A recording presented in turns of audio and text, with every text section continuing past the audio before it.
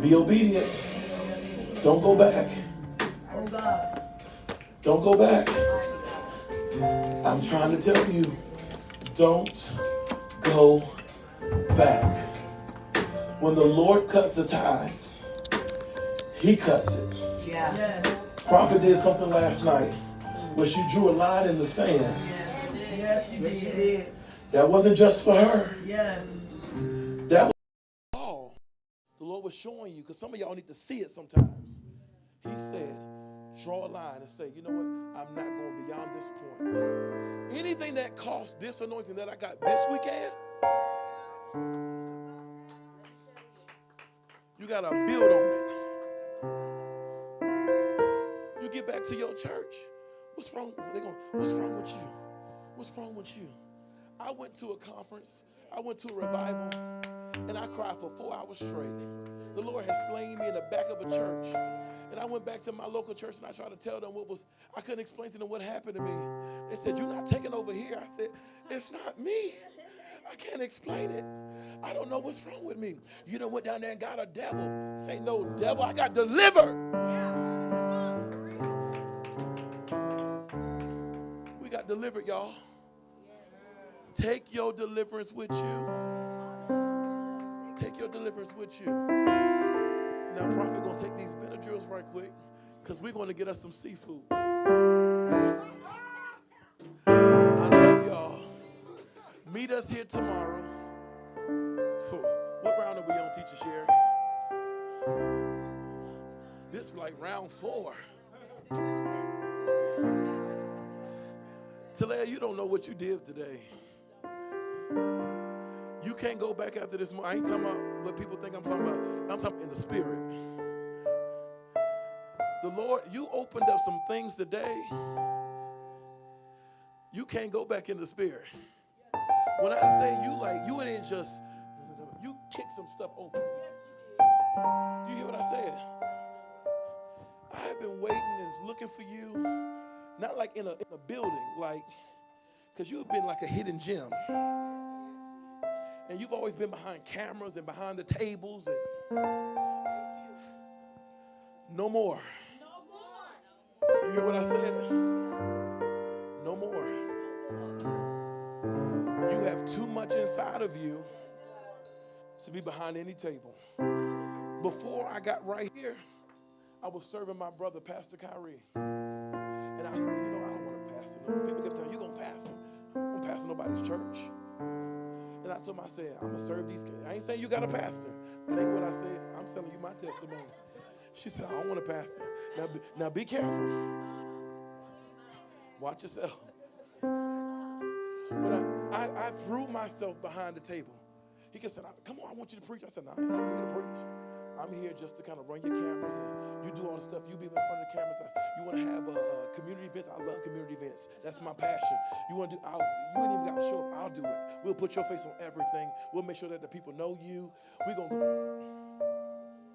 And I messed around and told the Lord this, so don't say this. I was sitting behind the table, and a lady by the name of Elder Annie Johnson, she came back to the back table. She said, how you doing, Pastor? I said, I'm Brother Terrell.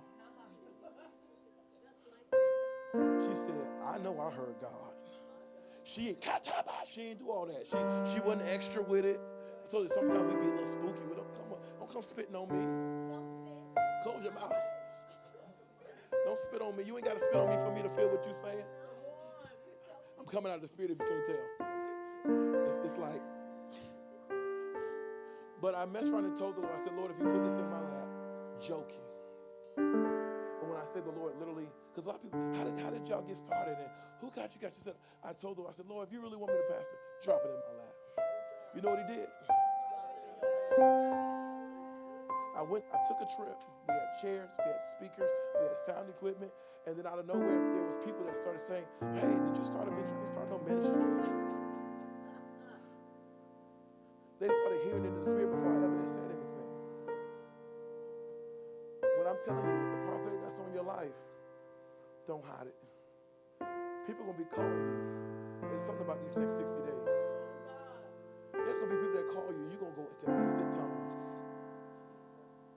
And the Lord's going to give you what to say to them. Because they're not calling to have a conversation. They're calling because they need your pure heart. There's not a lot of people that can go through the stuff that we've went through and still have a pure heart. I told the Lord, I said, Lord, I don't care what I go through. Don't let me lose my heart. I don't deal with jealousy and all that kind of stuff. People going before me and people have a desire to have a big church. I told the Lord, you give me 12, I'm good. He did it with 12. So I said, Lord, you give me a good, strong 12, we can take over the world. But in the next 60 days, don't try to shut it off either. When you hear their voice, you're going to go into instant tongues, and the Lord's going to have you minister to them. Watch what I say. Watch what I say. We're going to try this again. Everybody stand up. Come on, Bishop.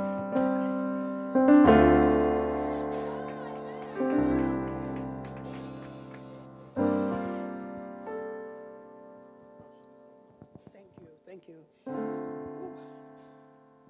Well, I would say I'm a crybaby on my face, but I'm a giant slayer on my feet. And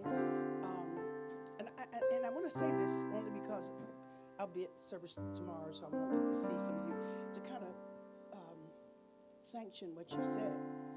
I saw myself in many settings with people around me. I've seen those things, Pastor Apostle. And I've seen God do the things that you spoke that God's going to do for us. And I believe that. Now, as the service was moving forward, and I'm saying, God, in the midst of all of this prophetic utterances, and I'm funny about my head. You don't know that. I don't know about laying the hands on my head. So don't touch your head. Because what I teach, I didn't say it's right for everybody else.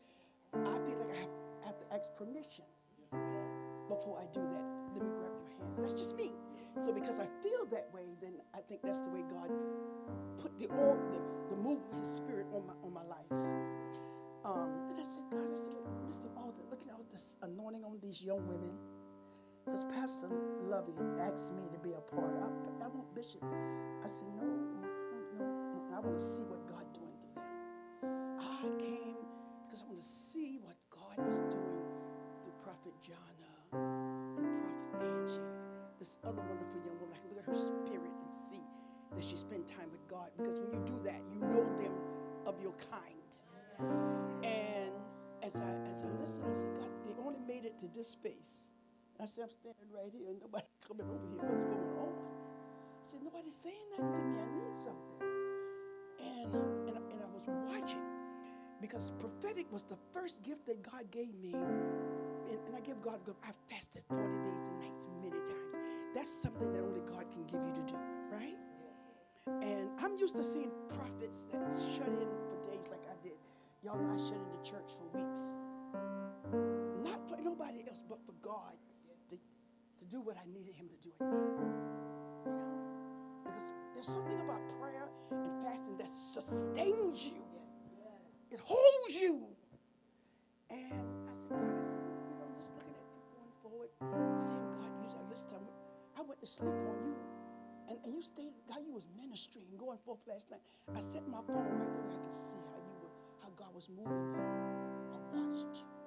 I said, God, look at God in them coming 18 hours, a long drive. So I said, God, all of them come right to here, and then they turn around and go back. I said, well, we got to, you know. and my dad said, well, maybe they're afraid. Maybe they're a little afraid. I said, maybe they're a little afraid to come to me or something. Because we've got a season, I mean this respect, we're not to be played with because we've been in it a minute. Not that we know it, you just have that respect. And God places that respect and that integrity upon our lifestyle, right? And so I'm saying, well, no, I said, God, I just feel something I just need so badly. Oh, Apostle Terrell, you always been a servant from a little guy. I helped your mom raise you. Always serve, regardless of what it costs you. So no, I'm not surprised what God will do for you. None. So I said, God,